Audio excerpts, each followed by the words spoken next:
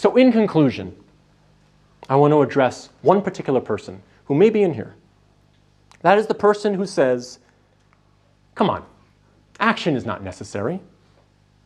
I believe and that's good enough. Allah knows my heart. I don't need to feel it. I don't need to act. After all, we won't enter paradise except by Allah's grace. And this is true. My answer to these people is that action is a proof of your faith. Now their response may be, but you already stated that Allah tells us in the Quran that the only thing that matters on the Day of Judgment is your heart. So why do we need action? Again, that's true. The only thing that matters is your heart. But what's the first thing He asks about on the Day of Judgment? Is it your heart? No.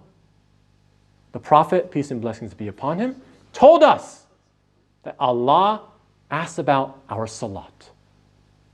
The first thing He asks about is our salat. What is salat?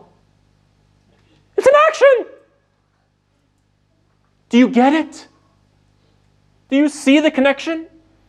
If your heart is truly sound, if your faith is truly sincere, then you will be praying, or at least you'll be trying to pray. It is this effort, this sincere striving to act, that makes us worthy of Allah's grace. Notice I said striving, because we are nowhere near perfect, and Allah knows this. We make mistakes and sometimes we're weak. This is when we ask for Allah's forgiveness. But the key is that we're striving, sincerely striving to act. A striving that is motivated not by faith only, but is motivated by deep feelings for our faith.